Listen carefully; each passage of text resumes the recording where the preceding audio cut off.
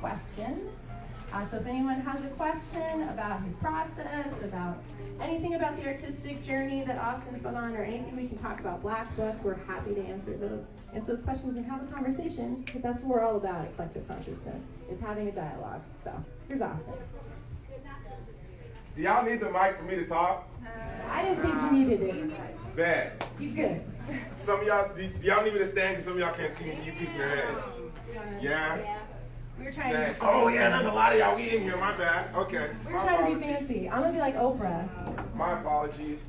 Yo, first things first. What's up, Connecticut? It's my first time to the state. I'm a California boy. Never been here before. Yo, y'all are mad lit. I think I got it around Cinco de Mayo and the streets was filled. I was like, wow, y'all really like to party out here. Background about myself. I'm the youngest of four. Truthfully, I was a high school dropout. Had to get my GED. But after that, I went to, I'm gonna just be honest. Can I keep it funky with y'all? Yeah. So I don't gotta, like, act like they want me to act right. Okay. Yo, I done dropped out of like 3 colleges before. I was a high school dropout. It's been rough. When I was in high school, one of my close friends committed suicide, and I kind of just stopped going. But fortunate enough, I really like the arts. So like between doing poems and songs and plays, I eventually found a reason to go back to school. I was lucky enough. I was kind of like a word nerd, so I go to like poetry slams and stuff. So like all my real rap friends would make fun of me. And then eventually I caught on. I did this activity called Speech and Debate. So Denzel Washington did this movie called The Great Debaters. Any of y'all seen that? It's kind of old. Oh, some of y'all seen it. Okay, bet. So that movie, The Great Debaters, it's based in 1925, right? There's Jim Crow, there's lynchings, there's this all-black debate team called Wiley College, and they only lost 1 debate round in 10 years. They made a movie about it, Oprah produced it, Denzel directed. Now the sucky thing was the movie was fabricated. So they said that the team went against Harvard, and they won. In real life, they went against USC, and they lost. But they offered me a scholarship to go. I was like, I don't know if I want to go. I done dropped out of school a couple of times, but I go because I'm like, I'm a black dude with a GED and a record. I probably should go to school. So I go, first semester horrible. I got like a 0.8 GPA. I'm like, man, this stuff is not working out. Eventually, I start to focus. I won 7 national championships in speech and debate. The second year, I won 7 more. First time the school actually wins the national championships when they didn't used to let us compete because we were black. Denzel Washington comes, he meets the debate team. People who don't even like the debate team show up that day. I get to perform for Denzel Washington. He cries in the middle of a performance, so I thought I'll make it, you know what I mean? And he's like, he writes a letter of recommendation, says you need to take what you do around the world. I eventually get to go to graduate school, and I get my MFA, so I'm the first person in my family to get a master's. Then from there, I'm now getting my PhD. I'm writing my dissertation right now. The reason why, thank you so much. So the reason I kind of say that, or why I like coming to spaces like this, is because I for surely have been in y'all's seat. And I wish that I would have more encouragement from people telling me that they would have made it, because a lot of people who told me they made it, their life was already perfect. So it was like, man, of course you're gonna go there, man. Ain't nothing happened to you. Like, of course it worked out for you that way. So I've been needing, for me personally, examples of people who had to go, what my mom would call it, the scenic route. Take a couple of detours in your life. But for me, it encourages me because then I'm recognizing, no matter what happened to me in life, whatever my route is, it might be whatever makes my path special. So I never thought I'd be getting like a PhD or a doctorate degree, but my pathway to get that was through the arts, which some people thought it was goofy or funny. So if you're able to just find your way and find your path, the thing that you like, I would like to be here to encourage you and let you know that you simply showing up and being at this space, at this step, is really pivotal to the next step that you're going to do that's going to help you continue to be successful. I'm here to kind of help and encourage a lot of fire to some of you who thought like somebody counted you out. I'm here for the underdogs to let them know that y'all really the top dogs. And if you have any questions for me, go ahead and rip them off. But I don't know how much longer us as a specific community, and I'll be in front of you time and space, you know how things just work in life. So if I can't serve you in this moment, whether it's like a story you want to know or a path or how I got here or whatever my struggles are, I'm open to have that conversation and dialogue. And I guess I just want to ask, did y'all like the music that me and Mr. D were playing? Yeah. Okay. Oh, you didn't see the beatboxing coming? I was keeping it in the tuck. You know what I mean? Some of y'all was in here looking like I was weird. I was like, I'm about to turn it up on you in a second. Yeah, it's a fun thing for me. Music is really, really helpful for me. But yes, my name is Austin Dean Ashford. Does anybody have any questions? You can just throw up your hand. It's cool. I promise I won't bite. Some of y'all like, heck yeah, you are going to bite. I promise. You're in a safe space with me, man. Man, y'all are so deep. Yeah. When did you start playing music, and how much of a help is it to you for your emotional well-being? Oh man, you asked a good look. Musician and philosopher. I like it. When did I start doing music? My grandfather was kind of a famous musician. He played for this band called the San Francisco TKOs. He traveled the world. He went to New Zealand. He went to Australia. So when I was little, he was a boxer and a musician. So he would teach me how to box while he played the piano and the saxophone. Now, all that talent skipped his kids and came down to me and my siblings. So like I got an older sister who plays the saxophone, my other sister plays the flute, my brother plays the trumpet. For some reason I don't like horns, so I went straight to drums. And I actually only picked up the ukulele because when I played football, there were some Samoans and Tongans, really big dudes who were playing it. And I loved them playing it so much I asked them to teach me how to play. I actually was really, really bad at the beginning. A lot of people used to tell me to stop. But then there's this moment when I recognized I got cool at the ukulele though. I'd get on the bus and I'd watch people as they start to fall asleep. I mean, they come on the bus angry. I'd act like I'm a weird, like, homeless person sleeping my house like this, but I'm playing. And then I watch their faces go. And then they'd wake up and get off their bus stop, and they'd be like, oh, thank you. Yeah. That's how I knew I started getting pretty good at the ukulele. It took a while, but eventually, Thor found his hammer. Oh, good question. You ain't got to be shy. That's a good question.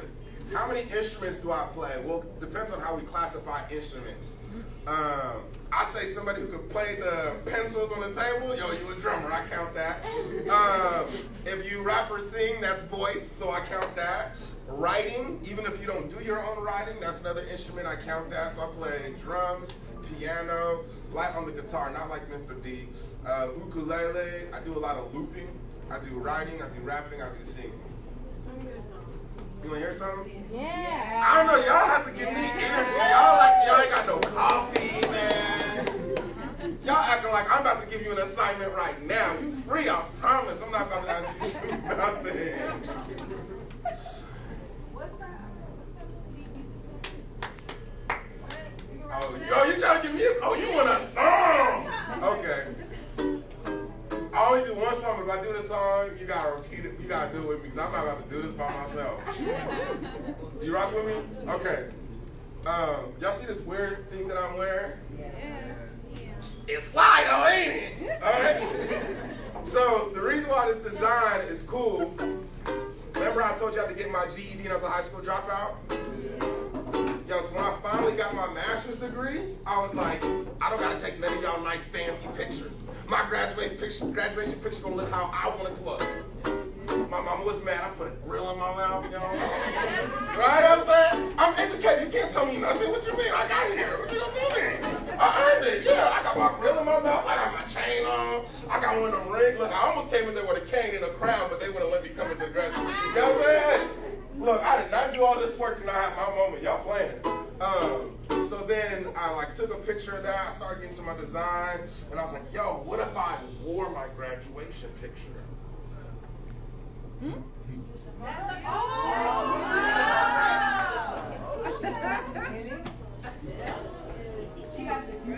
Y'all know. So that's how this kind of came along. So I always ask the story of like GED to my MFA. So me to do the song needs your help. When I say GED to my, you'd be like, MFA. Y'all know what an MFA is? Why don't y'all talk? Don't let me talk and don't let me explain nothing. MFA is called a Master's in Fine Arts. See, they don't tell you this. They want y'all to get y'all degrees in science and stuff. You can get a Master's in Arts. Promise you. Promise you, someone will pay for your school to make art and get a Master's. And an MFA means it's terminal. So it's the highest you can go. So it's not like someone kind of trying to stump on you like, no, I made it to the end, buddy. MFA. So it's a Master's in Fine Arts. So I went to go get an MFA. So man, GED, I was a high school dropout, had to get the diploma, had to take the test. I'll be with you, I just lied. I need a diploma. I got an equivalency. But then I made it all the way to an MFA in a terminal, and that just kind of helped me feel a type of way about myself, like nobody can say nothing. So when I say GED to my, I want you to be like, MFA. All right?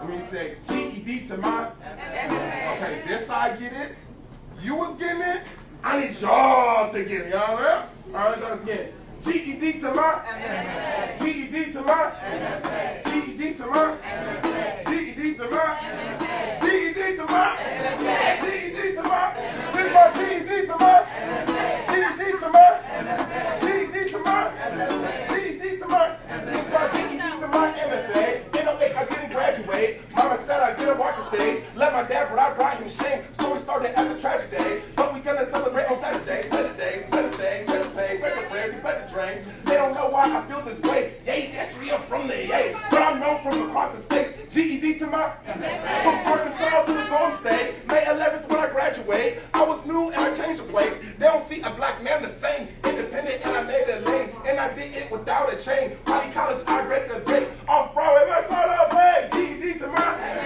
GED to my GED to my GED to my. This is a real celebration. Baby Austin graduating, education, mass murder limitations. From the attic to the basement, free my mind from enslavement. You can't really tell me Nathan, you can't really tell me Nathan. Life is really what you make it. Back home getting famous, but attention never changes. Domination, mine is not as the matrix. Black Neo, and I'm owning the matrix. I'm not from here, but I feel like a native. 21 rings cause I'm persuasive. And I got no talent in your whole fed. And I got no talent in your whole fed. Let me work it. I'm activated. GED to my GED to my GED to my GED to my MFA. Yeah, that's right.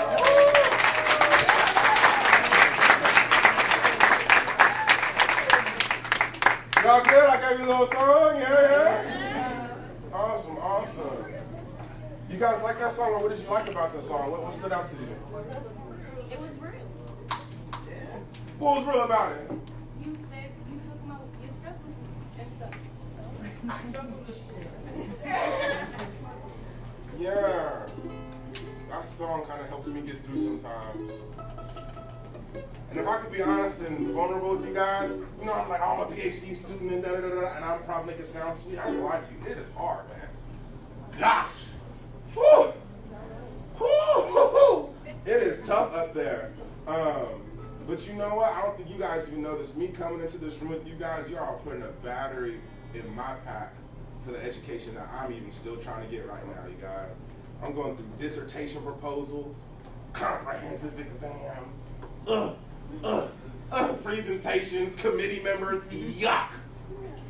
But you're still doing it though. Give me some. Your energy is right on. Yes. Still doing it though.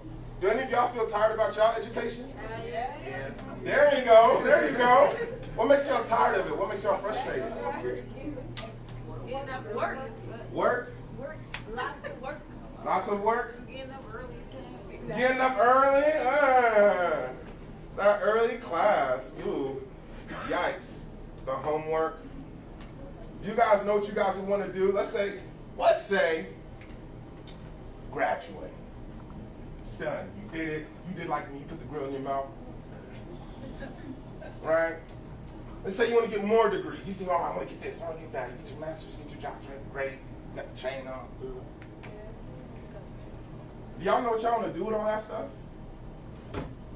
once you get it, once you got there, you took the picture, you walked across the stage, some of your family kissed you on the cheek, said they're proud of you.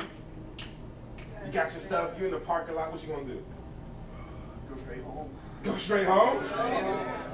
You did all that to go home?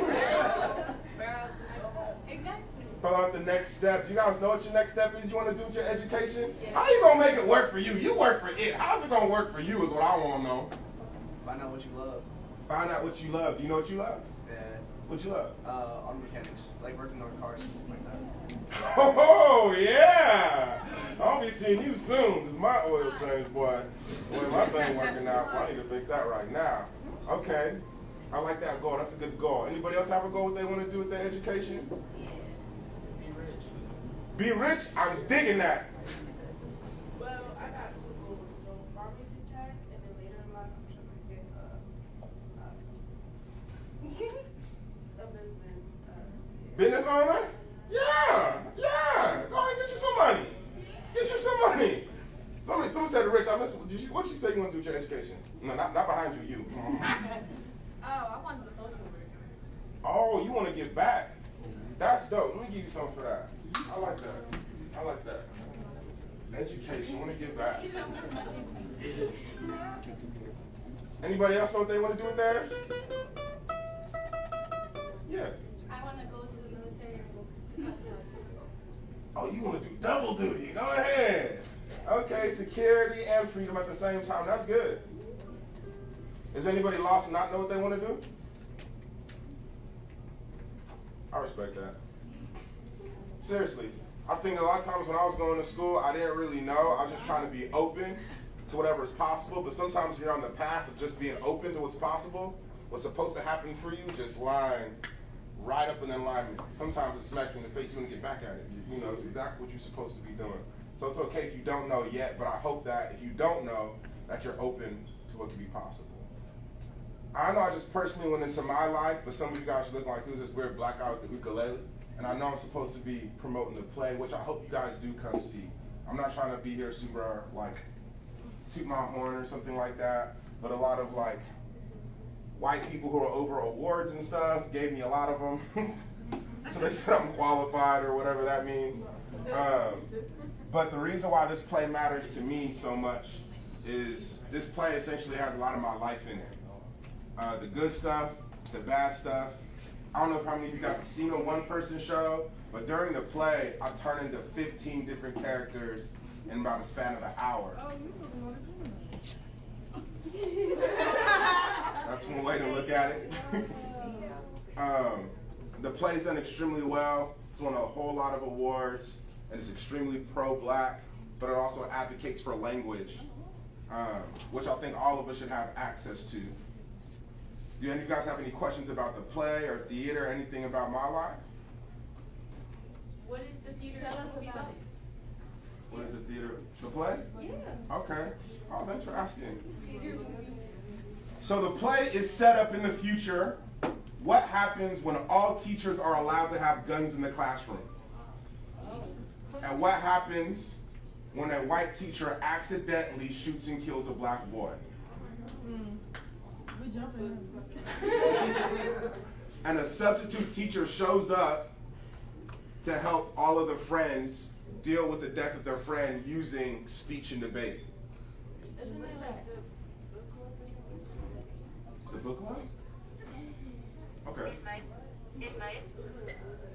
So that's the setup of the play. It turned into a whole bunch of characters. I turned into the boys who lost their friend and show how they try to learn how to do speech and debate for the first time after losing their friends at gun violence at a school education system.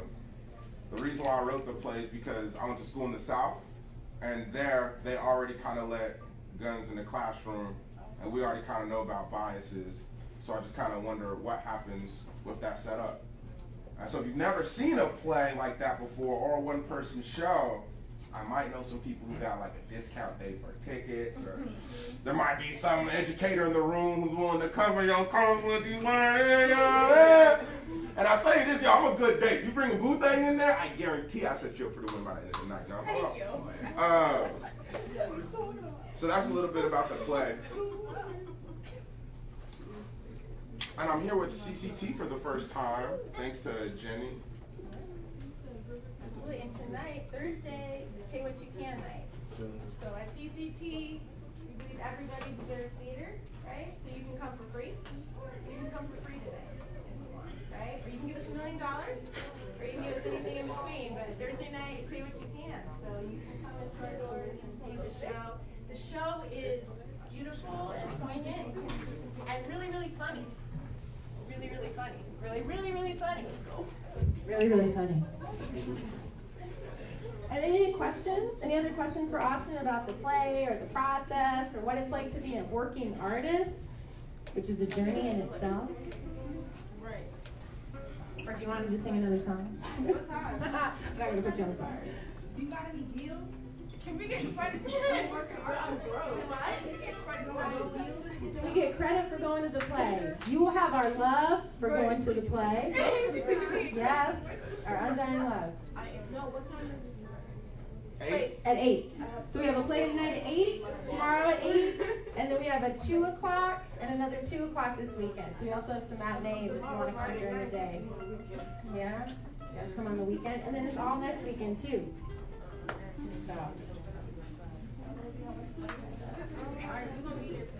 You're gonna be there tonight? Yes! I can't wait to see you come. Absolutely. Hey! That's awesome. Yes. Oh, it's right here on the little flyer you got. Yeah, we've got more postcards. Who didn't get a postcard?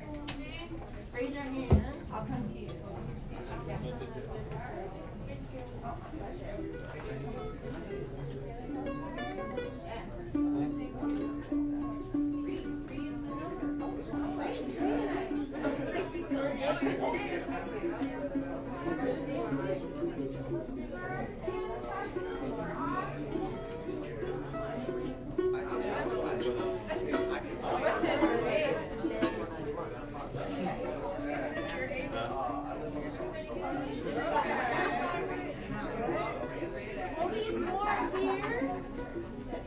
Yeah, oh yeah, please. Sorry about that. Thank you. All right, has anybody been to Brigamos Theater? Anybody know where it is? Okay. A little bit? Okay, yeah? You've been there? You want a postcard? It's over on Blashley, like in Erector Square in Fairhaven. So it's really not that far from you. All right?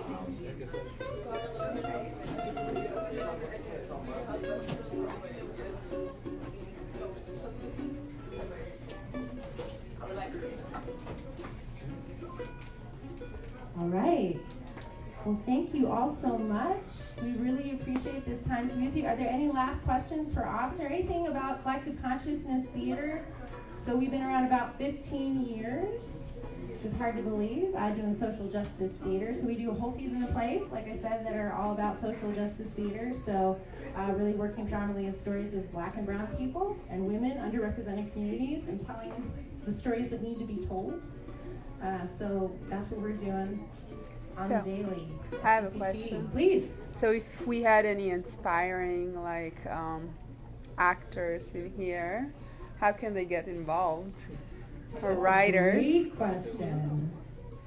So at CCT, we are all about new plays and new work. Most of the stuff we produce is less than 5 years old or even brand new, and it's like its first time being seen.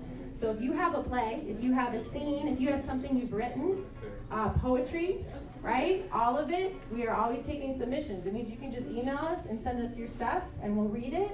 And if we think it's something that connects with what we do and our mission, we will connect with you and give you that opportunity. Also, would you mind talking just a little bit about the process of developing this play with Dexter, just so they can kind of hear about that? Would that be cool? Okay. How did I start making Black Book? I'm gonna be honest with y'all. I knew I had a cool Denzel Washington story, and I wasn't gonna let it die. I was like, yo, a lot of people don't get to meet Denzel Washington. You know, I'm the most blackest, winningest speech and debate competitor of all time. So I said, yo, put these things together. You gotta find a way to make something. So when I went to school at University of Arkansas, I'm gonna just keep it honest with y'all. I got rejected from Yale, Juilliard, and NYU. I was hurt. I was hurt. I thought I was about to move to New Haven, y'all. Didn't happen. So I had to go to University of Arkansas, and I went there. I made this other play called Island Trap. So I'm in a black version of Homer's Odyssey with classical text. The play did really good. Won best one-man show off Broadway, first time in New York. Took me all around the world. I was like, man, I gotta make a second play. But I didn't want to be fantastical and turn into animals. I wanted to do like real people. So I was like, man, what if I take this thing that I did for 10 years and turn it into a play for about an hour long? I got to do it in school and in class. Did really, really good in class, and my professors were like, man, you gotta work with this guy from Connecticut. His name's Dexter. And I was like, oh, okay. First time I had like a black director. I don't know if you guys know this, but you know, there's a lot of white people in theater. So I didn't have anybody to teach me. So Dexter comes up, he shows me doing all these moves. I'm like, man, this guy is great. We work on the play, developed it, went from a couple of pages to a full. Then we took it to some competitions with the Kennedy Center, and we swept. We won all the awards. And funny enough, the places I got to beat when I won the awards were Yale, Juilliard, and NYU. So I know I felt good as I got my lick back. You know what I mean? You wish you'd brought me in now, don't you? Yes. Welcome to the winning circle. So got to develop that play. I've also taken it like around the world. I typically take this play to juvenile centers. I typically take it to community centers. All types of places where people don't get theater, but a lot of the nicer places are asking me to come, so I should take it there too. This is my first time coming to actually work with it, with Dexter, here in the city. So I'm excited to do it. We've done a lot of rearranging and moving to the script. And if you guys have never been to Bergamo's, or you've never seen a one-person play, or you've never seen theater, I promise you, if you come to my show, it'll be the best thing you've ever seen.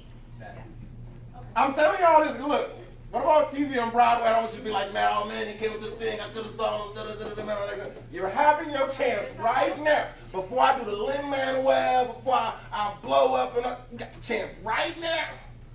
I think this is a free ticket tonight. I was appalled right now. Free. You know what I'm saying? Look, y'all might want to go ahead and come on through. And I promise you, you'll see one of the best pieces of theater you've ever seen in your life. You see how I am right now with the ukulele, you know what I'm saying? I'm not even in character with the lights yet. So go ahead and take that time and come on through. If you didn't do your Mother's Day gift, you're like, Mama, I know I'm late. Let her think that you paid for the ticket. I got some tickets. You know what I mean? Come on and check the thing out. Get your early Father's Day thing in, birthday, summer. Go ahead and come through. I promise it'll be a good night. Look, y'all watch Netflix too much. I'm going to be honest with you. Okay? You're in the bed and you're in the house watching it too much. Come outside for about an hour. You go back home and you go back to TikTok. It'll be a good time. I promise you. Our kids allowed? Are kids allowed? When you say kids, is it like... 3, 2, 3. She's a nice quiet kid. Oh yeah, she come in. You know that's the word I was looking for. You know what I mean? That's what I was looking for. That can come on in. You know what I mean? If they start doing the play with me, I'm gonna be like, hey yo. You know what I mean? You have to slide on out. But if they're good, by all means, come on through. Come on through. Raise your hand if you've ever seen a play before. I went to New York. Oh, you went to the bitch. Excuse me. Okay. Times Square. If you've seen a play before, somebody tell me what one of your favorite plays are. Just wondering. Jen and the Dancing. Oh, y'all said a bunch of different stuff. Y'all cultured. Hold on. What did you say? What play? Oh, you saw an expensive one. What did you see? Oh, y'all some. That was before the movie came out. Yeah, I seen one. Okay. Oh, that's on the Oh, why y'all trying to play me like y'all don't be going to stuff? Y'all saying all the good stuff. Okay, for those of y'all who've gone to theater, I'm popping big stuff. I'm better than all of that. Okay. That's true. That's true. If you ain't say Hamilton, I got you. For those of y'all who ain't never seen it, do y'all go to like rap concerts? Yeah. Wait, let me do this real quick. Kendrick or Drake? Drake. Drake doesn't even have a career anymore. Okay, I should have, that response, I should have asked that earlier. That would let me gauge the room a little bit more. It was a little bit more lopsided than I thought it was going to be. If you went to a really, really good concert, this would be the equivalent to that. I'm telling you, man, I'm only here for 2 more weeks. I'm being nice to you doing all of this dumb stuff. You know what I'm saying? I usually don't do all that, but for you guys, it means more for you all to be in the room than, no offense, you know what I'm saying, the 65-year-old, 7-year-old white person who already has access to me. And when they look at my piece, they don't see myself. I want you guys to come so y'all can see yourselves in this in a place you've never seen yourself before. And I promise you, I will deliver like Amazon Prime. Amazon Prime don't do next station. Austin, when did you start doing theater? I didn't start doing theater till after grad school. I came late. Yeah, I didn't start till high school, so there's always a moment, right, where you can start the whole thing, right? Yeah. So with the MFT, right? MFA. MFA, did you pick your major when you got here or later on No. in your career? That's a good question. Before I went to go through theater, I was just a speech and debate nurse. So I never saw a play, never was in one. I initially went for acting because I met Denzel Washington and he was like, go do it. I was like, well, should you act like it? That's what I'm supposed to do. But once I got there, they noticed I was really good at writing. I don't know if you guys saw a show called Brave New Voices on HBO. I won the World Youth Slam when I was like 18, so I could write really good. So once they saw I could write, they let me do both MFAs at the same time. So I did a whole playwriting MFA and a whole acting MFA at the same time. What made it easy for me was writing plays that I'm performing every year. So I was with all the playwriting students. I'd get up and I'd go with all the acting students, and then I play music in the middle. How did you come up with like the idea, like with writing? How did I come with writing? Yeah, like how did you come up with your stories? Like did you just like imagine it? Like No, you're right. I think I definitely imagine it. I don't know if, well, maybe you guys are too cool in here. Whenever like emotions get high for me, I have to write it down or jot it down. It may not make sense in the moment, but I've noticed for me as a black man, if you have the wrong emotion in the wrong split second, it could change your life in maybe the most horrible way. So I had to learn how if I feel something, how can I feel like I release it without it harming anybody, getting in trouble. So for me, I make things that didn't necessarily make sense, but after I breathe and come back to it, I'll be like, that was kind of good. And then from there, I was just like, oh man, can I put it to a song? Like, even when I what was... did you do? Like write like in third person? Like or like the way you speak? Or like how did you do that? It was kind of a mix of everything. I think first, like, I like old school songs, like Nina Simone, so I'd hear like a birds fly high,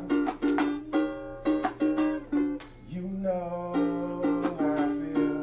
And I was like, okay, I don't want to say what you're doing, so I want to remix it and then do my own thing. So I'm like, what if I do it?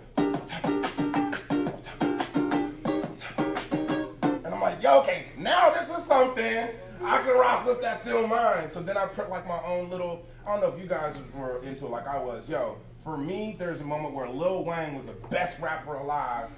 Just because the way he could freestyle on somebody else's song was incredible to me. So I'm like, man, can I do what he was doing on the ukulele? So that would let me just kind of feel like, hey, these are kind of cool. Then I went to an open mic night, and then someone was like, oh, that was okay. And I come back, I tried another one. And then when I did my plays, I was noticing personally for me, I get more opportunities to do my songs in a play than we just go to an open mic night. I was like, dang, when I put my songs in a play, it's like I get to have an hour-long show, but open mic night, you only get 2 minutes. So I started putting the music and the poems and the plays, and it just started getting longer, work with a director, a lighting designer, show a friend here, show a friend there. Boom, now we're here. Do you know how to like tell stories through your music without using your words? I feel like I do, and the only times I feel like I'm able to do that, for me personally, is someone has to allow me to beatbox and allow me to not say words. So sometimes I still do it, it's just kind of weird. I love playing background for people who don't know I'm playing background to their life. Like I'll literally be sitting next to somebody sometimes, and I'll just...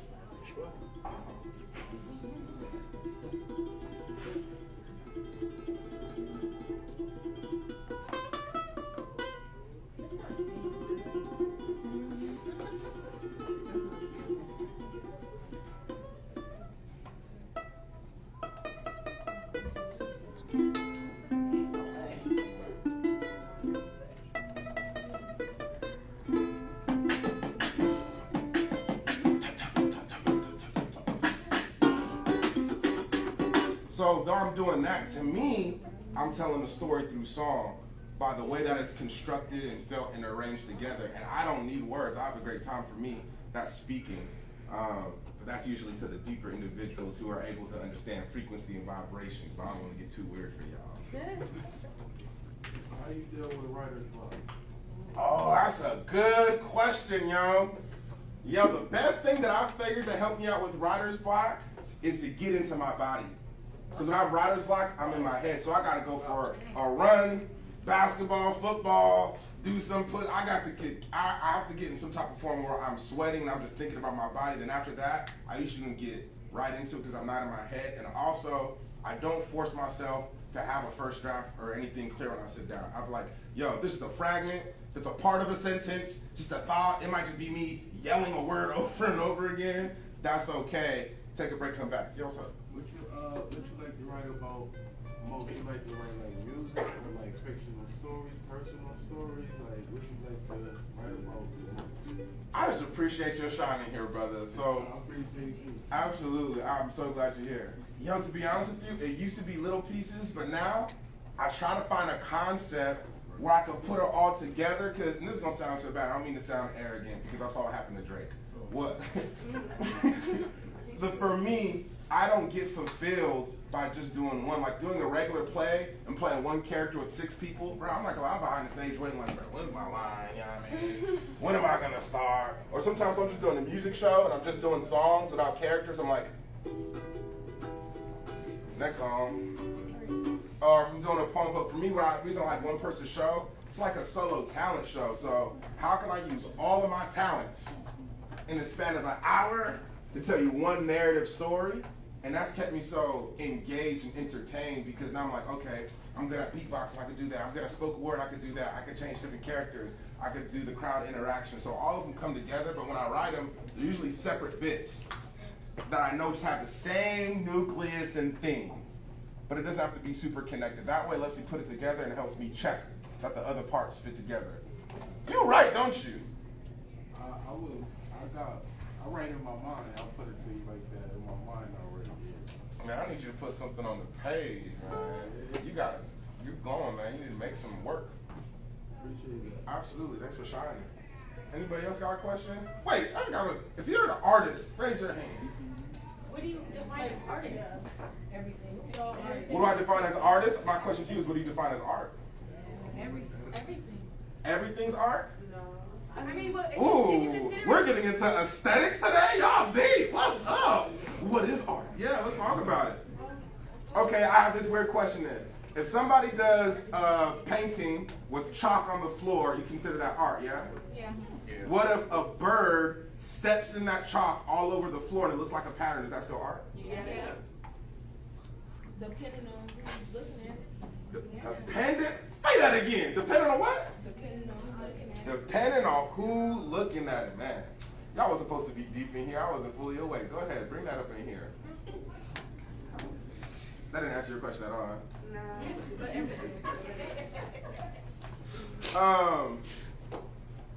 I would say what I consider art to be for me is the intention of releasing imagination. Now, sometimes people make dope stuff without intention. I'd be like, I don't know if that was art. You got lucky. But I feel like when you have the intention to release creativity or imagination, that's when you're essentially doing art.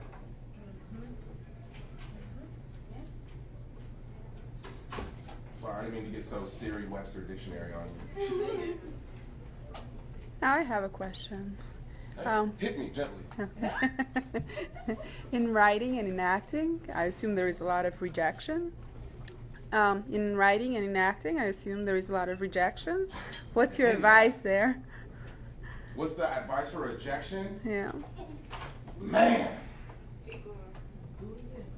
Keep going, do it again. I think for me, I appreciate it because it lets me know that wasn't the one for me. Find a different approach. That probably been for somebody else. I think sometimes rejection for me is a favor. Okay, I don't need to get into romantic stuff, but y'all ever thought that you wanted to holler at somebody, it didn't work out, and then you see how they treat somebody else, and you're like, oh, thank God. It kind of happened like that somewhere, where someone was like, oh man, I'm not supposed to spill the beans. Okay. Look, so I was about to get signed by Interstone before the pandemic. I was hyped. I was like, yo, that's a finally make it up. Give me the check. The pandemic happened, and then I was like, dang, I didn't hear back from them no more. I was like, dang, did I just get ghosted by a record label? This is crazy. And then I saw what happened to all of the artists over there during that time of the next 3-4 years, and all the stuff I did artistically, I would have never been able to do if I would have signed. And I would have not had all the rights to my stuff. Now, granted, I'm not like the biggest artist in the world, but I get a nice little streaming check on there. My streams ain't hurting me, but I wouldn't be able to even have that if I would have signed. I've been able to go on 3 world tours independently without a label. If they'd have told me no, that would have never been able to happen. I'm able to get a Latin Grammy nomination. You know what I'm saying? Un poquito español necesito practicar, but I'm still able to maneuver through different spaces because of me going on my own journey. So anytime you've ever been rejected, I look at it as like, yo, I'm now freed up to do what my destiny actually is supposed to be, instead of something that I want that I might be protected from that was never meant for me. That's how I look at rejection.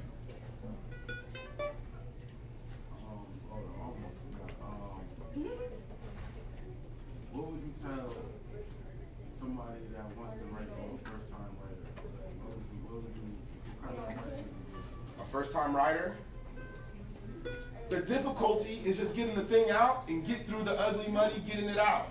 You're doing way better than you think. I think a first-time writer needs to know you're doing way better than you think. And even the little steps matter. Let's say you only got part of a chorus or a pre-chorus. That's good. You only got part of a bridge. That's good. Don't expect yourself. I also think we compare ourselves to people who have full teams. Taylor Swift got 8, 9, 30 billion people helping her write. Even Drake, there's a lot of people helping with that writing. But you're sitting here by yourself like, oh, I'm not producing as fast as them. You don't have the same resources. But with the resources you have, you're doing really good. Just give yourself a little bit more time to be a little bit more gentle. And also, you can't be so delicate to where you never share it. Eventually, you got to share it to get some feedback, and that'll help you get further. But yeah, no, every time you put the pen to the pad, you're already victorious. Are you working on like poems first or music first? Man, y'all are very aesthetics people, and I love that. I think for me, those two are the same thing. For me, I love hip hop, but do y'all know what rap stands for? Do y'all know what R&B stands for? Rhythm and blues. So rap might stand for Rhythm and poetry. There you go. So that's why I find a fine medium, because I feel like if I allow myself to dive into poetics and just allow there to be somewhat of a metric, I'm essentially doing rap. But I also try not to. The cool thing when you play music is if I can underscore myself, I can always break out of metric whenever I want to and let it be poem. So I let the two kind of influence what's going to happen. You produce? Do you do like engineering producing? Like, Yeah!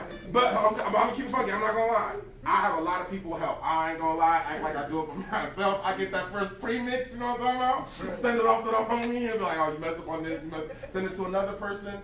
And that's usually how I get that collab with a lot of people. What's up, brother? Did you recently learn Spanish or did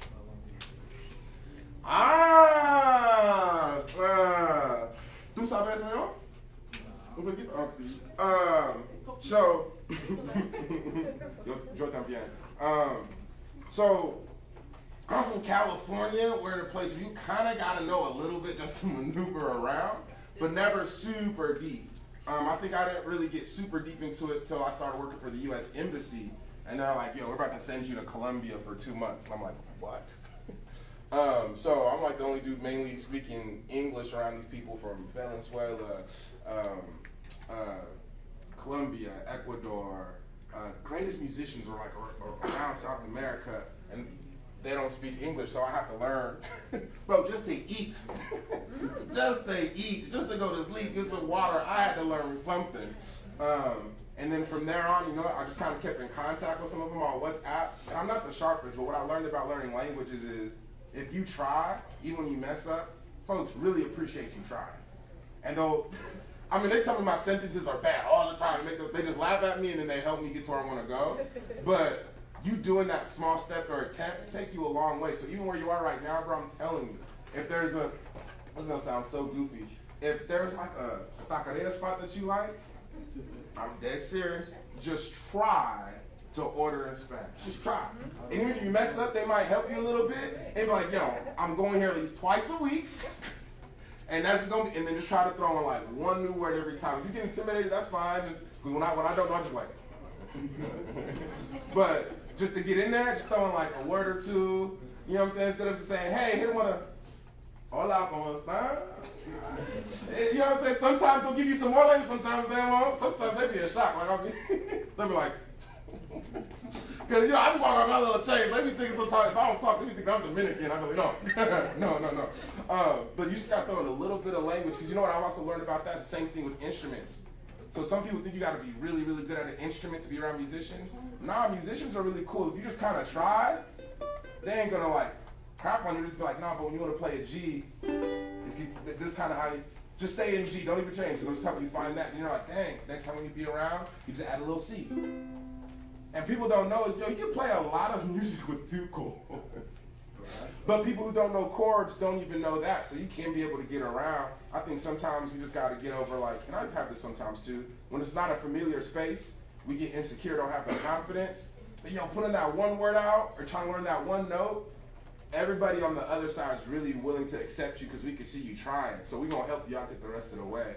So that part you think you don't know, people will usually help you fill it in. Like when I'm around other musicians, because I'm around other people who'll be like, B major 7, or they'll be like, diminished. I'd be like, yo, you're past major and minor, bro. I don't know what you're doing. So they'll sit down with the piano, like, no, it's this, that. I'm like, oh, okay. So you don't have to feel like, kind of like education, you ain't got to come with it all, but if you come willing to be a part, you're going to absorb so much just by being down for the experience. Like, bro, go to a Mexican restaurant and just listen.